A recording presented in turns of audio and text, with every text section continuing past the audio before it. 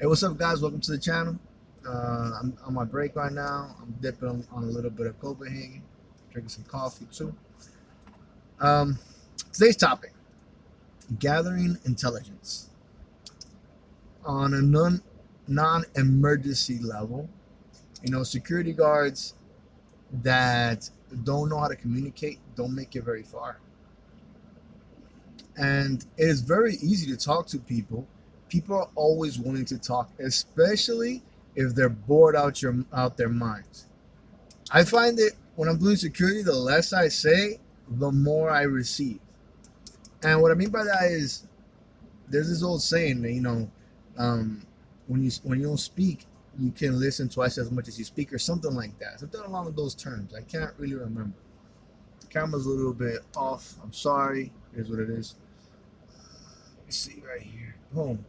That looks better. So you gotta gather intelligence. You have to be able to communicate with people, for emergencies, for regular day-to-day things. This is how you progress in your career as a security guard. So one of the best ways to gather information at your post is casual conversation. Casual conversation. You don't have to question people. When you question people, that should only be done like during emergencies, man. People don't like being questioned. Most people don't, at least, unless there's a main objective, because there's an emergency. That is when you question people, because when you question people, you ask them question after question, it kind of feels like they're being interrogated. And unless you're a detective, unless you're a cop, unless there's an emergency going on, you shouldn't be in that. You shouldn't create that type of atmosphere. So casual conversation, guys. Through casual conversations, you hear about things, about special events coming up at your post, possible special events.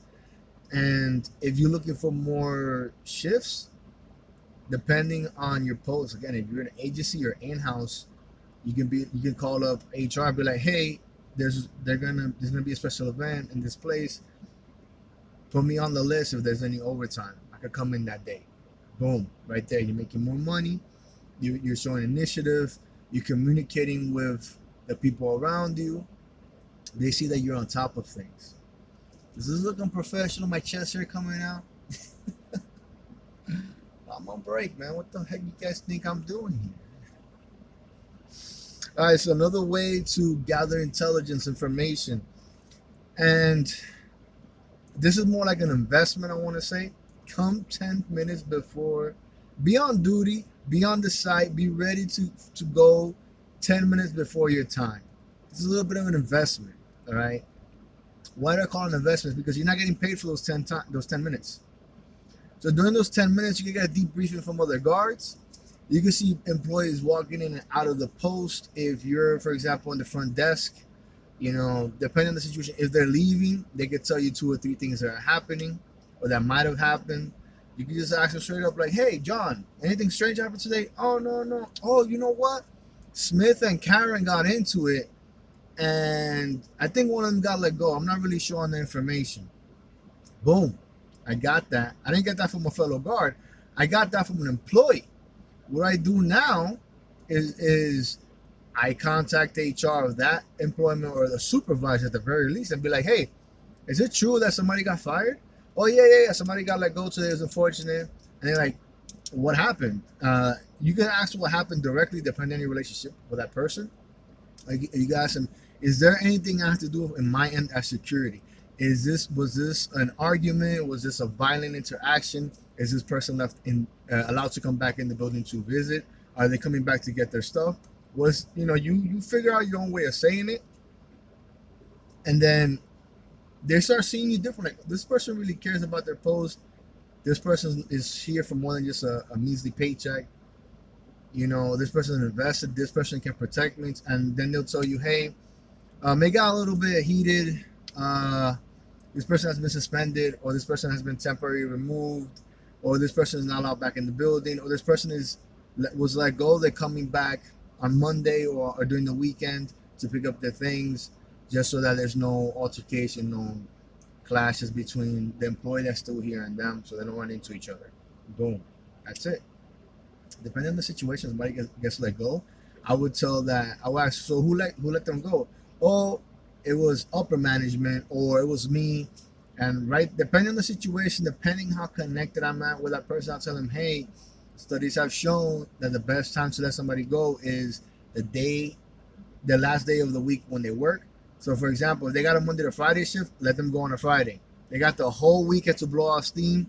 The chances of them coming back reckless and doing something stupid, causing a scene, greatly decreases. All right, so another way to gather intelligence, and every post is different, guys. So sometimes we got to generalize things, but these techniques can still be applied in most areas. Read the social media, read the website of the post that you're at. If you're at a retail, if you're at a museum, if you're at a gated community, there's going to be something on social media. They're going to have a website. Read it. Read it. If they are kind of not that advanced or they're not up to date with things, they might have some type of bulletin board. Especially if you're in a gated community, there's going to be some flyers everywhere. Read it. Read it. Be up to date with your posts, activities that are coming up. It lets you know if there's any construction work that has to be done that possibly is done after hours, depending on the area. And then you can get those hours. You can request it because those are special events. If that happened during your day, during your shift, and they need somebody to stay there an extra 4 hours, you can raise your hand and say, "Hey, I can do it." That's overtime right there. And you're also letting your company know. Besides you giving yourself you're giving yourself like publicity. You're letting them know, hey, there's a possible thing going on, and so that you don't have to pull out another guard from another place, or you have to look at the schedule to see who you can call. I'm already here. I'm already here. I'm not going to be late because I'm already here. I'm already dressed. I'm already here. I'm dependable. I'm reliable. I'm already here. Let me get that overtime. They'd be like, yo, Gutierrez is on it. I want Gutierrez on this scene right now. So, be aware of the activities through social media, bulletin boards, and things like that. Another way to gather intelligence, man, during lunchtime, if you're eating in a break room that everybody goes to, talk to the other employees. Befriend them. Befriend them. This is not just for intel, guys. You could do favors for each other, whatever it may be. They could get you a cup of coffee when you can't leave your post for whatever reason. They can let you know sometimes if you want to leave security or you want to go from external, security agency and come in-house. They can let you know there's a position available to go in-house security, which means more money for you, more stability. Something about agencies, just, you got to do it when you got to do it.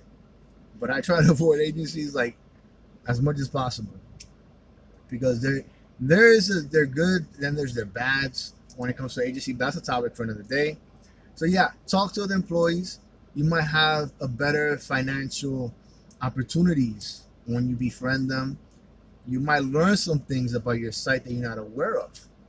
Another thing, man, be cool with maintenance. I am cool as shit with maintenance, man. Maintenance, they have an abundance of information that they don't even think it's valuable. But when it comes to being security and observing and reporting and documenting, it is valuable. It is super valuable. They let you know about leaks, repairs, construction. When they're hiring somebody from the outside to do something.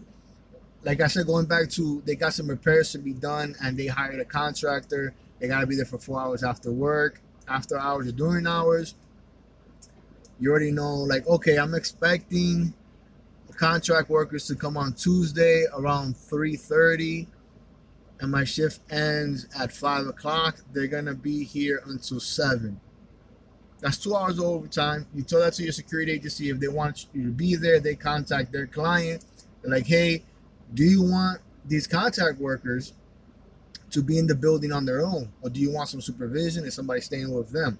If nobody's going to be there to supervise these contract workers, it's in your best interest to allow one of my guards to be here. We'll bill you a little bit extra, but, they got to be escorted. They got to get their IDs checked. Things like that happen. And again, be cool with maintenance, man. Maintenance know more about the structural integrity of the building.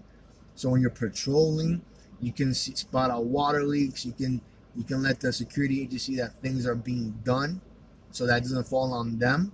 Saying, and they don't get in trouble because liability is a real thing, and a security agency can get in trouble for not informing the client of certain things. If you go on a patrol and you don't spot something, depending how you word that in your logbook, depending how information gets sent around from client to guard to agency, whatever it is, the agency can be liable. They can be like, yo, you guys had a patrol on this time, and you're telling me these 4 guards, they didn't see this thing here. That's it, guys. This is one of the many ways to gather intelligence within your location. That has nothing to do with emergency situations. This is just basic stuff. Take care of yourself, love yourself. Press like, comment, subscribe, share, and see you in the next episode. Adios.